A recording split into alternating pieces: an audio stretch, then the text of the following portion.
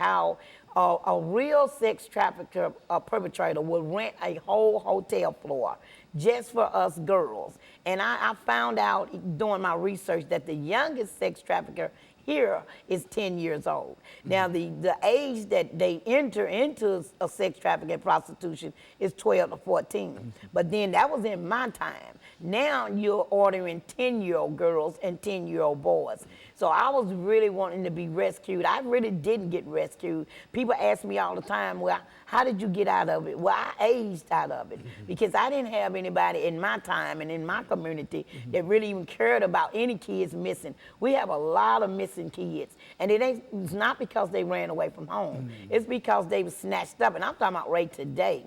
All the missing kids report that we have that no one is doing anything about. It's because they snatched up. And I just have to say this, Dr. Haney, before I go further. I want people to think about the Nigerian girls. I want them to think about how can you go get 300 little girls out of a school in broad daylight and no one know where they at. Now, I'm already puzzled about the airplane that they can't find. But now we're talking about 300 little girls from age probably 12 to 14. So that means the government is involved. It's a cover-up. And until we start facing this and speaking on this, then we're going to have this. And so I got rescued because I aged out. And I aged out, I was like 42 years old, but I aged out at 30 because now by then I'm full of drugs, I'm homeless, I don't feel like I belong to anything, I don't want to live, so I'm not performing as good as the 12-year-old I once were or the 14-year-old. So that means I'm costing them money. See, you'll cost them money because now they got to feed you more drugs, and that means the price is going up. Then you got the clients, the perverts that's complaining because I'm not performing like they paid for me to perform. Well, I'm handcuffed to a bed, I'm gagged by my mouth so I don't scream, and I'm drugged up. So I'm laying there like a limp towel. So that's more complaints for them. So after about 29 or 30, the men started just leaving me alone because I'm drugged out. And so once they left me alone, I'm saying about 32, I was just lost. I was out in the streets. That's why people say Clement Greenlee was homeless for 10 years.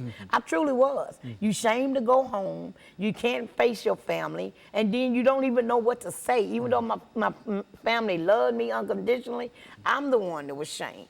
So I lived in the streets for almost 10, 15 years until I was rescued by the program Magdalene House.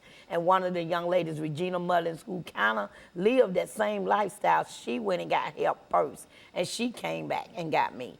So when I entered the Magdalene program at 42 years old, keep in mind now, I'm 42, I feel like I'm an old woman, I'm uneducated, I'm drugged out, and I don't have anything to live for. So when I go in this program, I immediately say, you can't help me, I just want to die.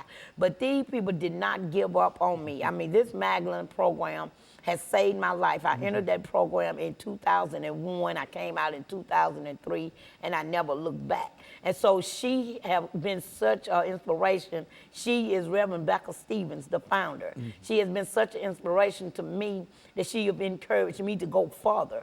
And so she believed in me so much that she sent me to New Orleans, and that's where I've been for the last 18 months. I went down there to help open up a house like Magdalene to go educate them on sex trafficking and also to go to the streets of New Orleans. If you know the streets of New Orleans, the first place you hit is Bourbon Street because everybody have all these call girls or girls swinging in and out the windows and all the prostitutes standing on the sidewalk. Well, then who have once asked one of those ladies, are you here against your will? Because everybody is not there because they want a new Lexus or they want to pay off a college fee.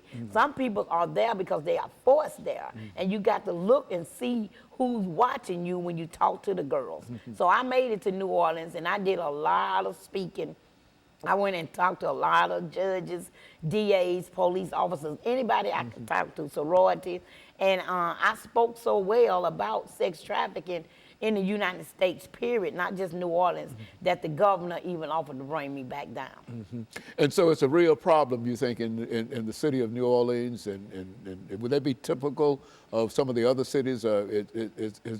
It's not as hidden there, perhaps, as it might be in Tennessee. No, the stats show that number one is Atlanta.